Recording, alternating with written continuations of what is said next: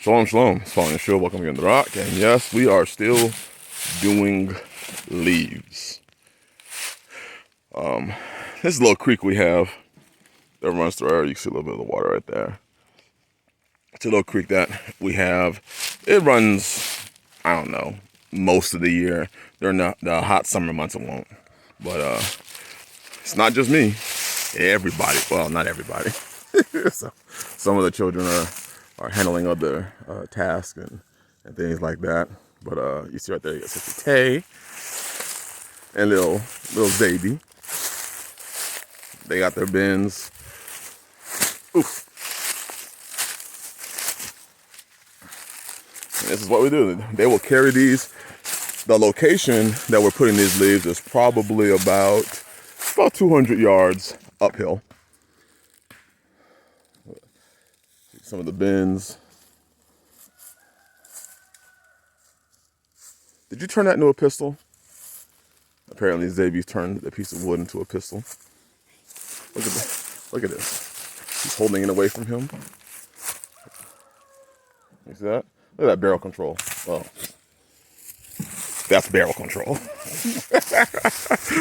So those sticks, they're gonna be making breads. So those sticks will be used in our outdoor stove.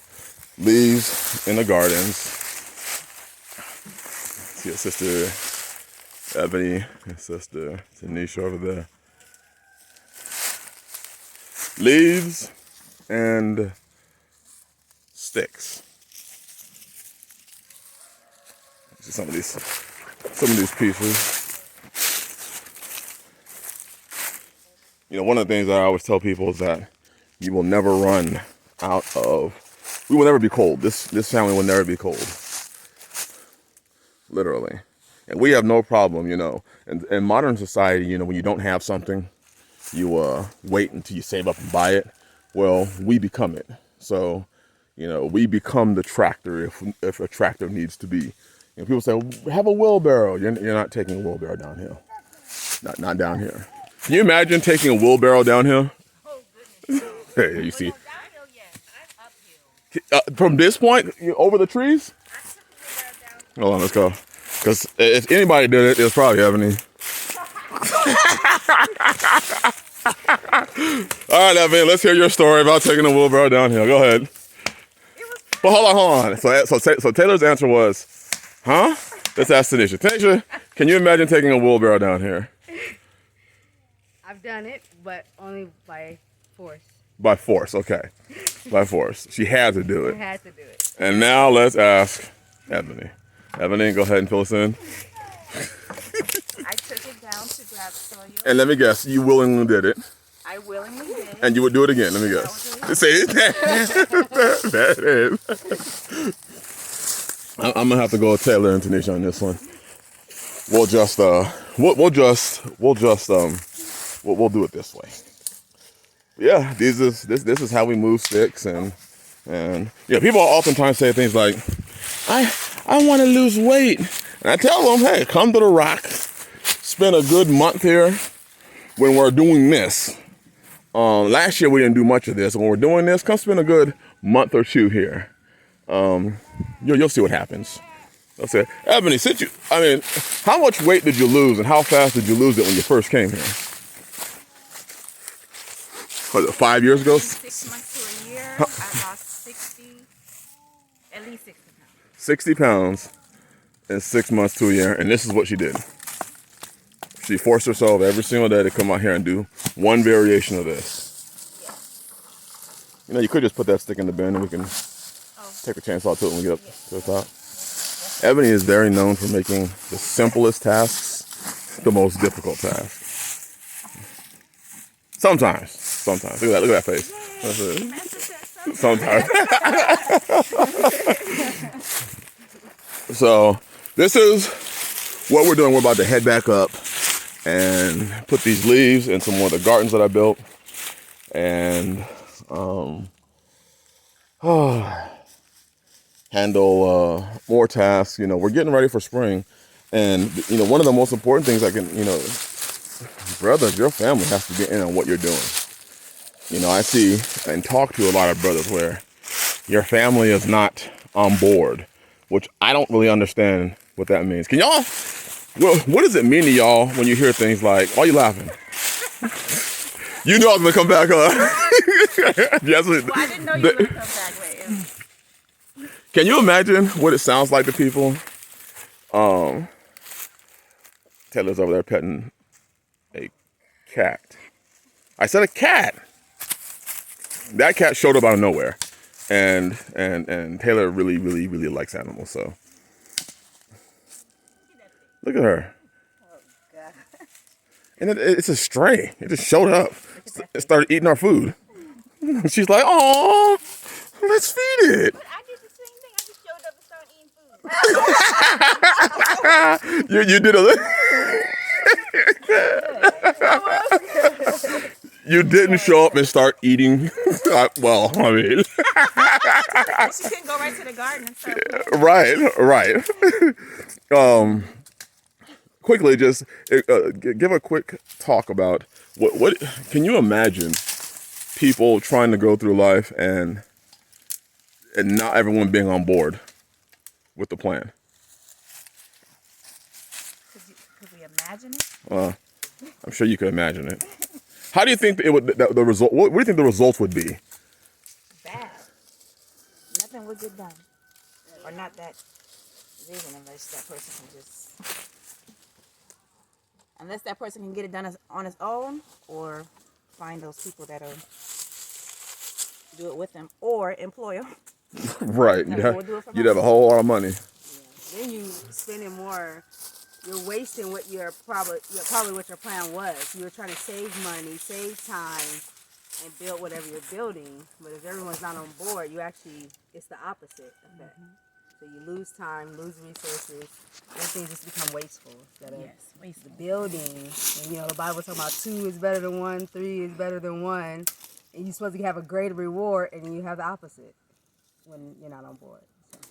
Well, I want Taylor. Go ahead and. Being that you have been here a year and a half, 2 years, almost 2 years.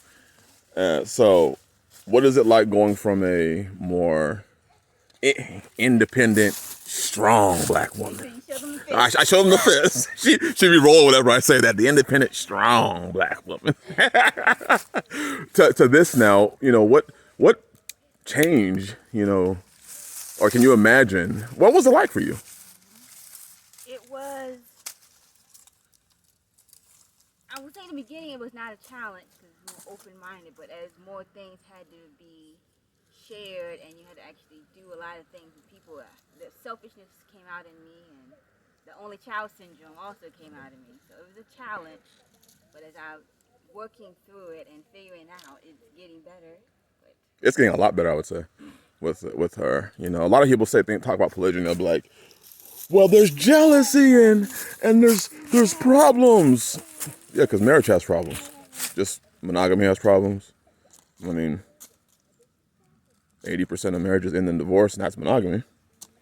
And equally, in a polygynous family, you have issues. You have people coming together. The man may have issues. The women may have issues and difficulties. And it's like in all things, we just work through it. And when you get a job, you go to the job and you work through the job. You don't go in there and say, I'm an independent black man. And they be like, you can independently get your ass out of here.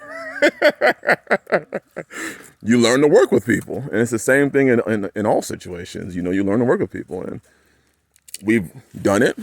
We are doing it. I mean, as you see, these exercises, even these things out here, collecting sticks and getting leaves, and it helps build that working together, opposed to working against each other. And it's fun. We be joking. We be running in sprints, and we run hills, and it's just a joy. And you're building something together. The labor of your hands is bringing forth fruit, and you can actually see it. It's not just bank account numbers in the bank account going up. You actually get to experience like, wow, we did this. Wow, I sowed this, or whatever it may be. So I think it's a beautiful thing. Anything else? All right. Look at her. Look at her. Anyways, let's end it with saying shalom to our resident Shimshon. Hi, bud. Hi. Say shalom. He's like, let me get me down here. One of the daughters. Look at her. Hi. Look at her growing up. How do you like it out here? Good. Nice. You like it out here good. Does that mean you like it? Yeah. Oh, okay. Yes, I like it. Yesterday, what was the task that I gave y'all? We had to get bricks and rocks and mud and clay, and we had to build a wall under the house. They were building a wall, basically a side skirting using cinder block and cob. And they made their own cob, and they filled in any gaps with rock, and they built a really nice wall. And we're doing it all the way around the house for side skirting and more natural look. And we'll eventually show it to you once we finish it. But they were working hard. They were in our pond, and they were literally Soaked in mud. Which they loved. Yeah, they did love it. They did love it. They came in and were like, can we go in the house? I'm like, looking like that? Go jump back in the pond and rinse yourselves off. Anyways, bless y'all. You know, a family that works together. You know, people say a family that prays together stays together. I would say a family that is a doer together will stay together. A family that does together stays together. Anyways, bless y'all. Hope you're having a blessed 5th day. And shalom.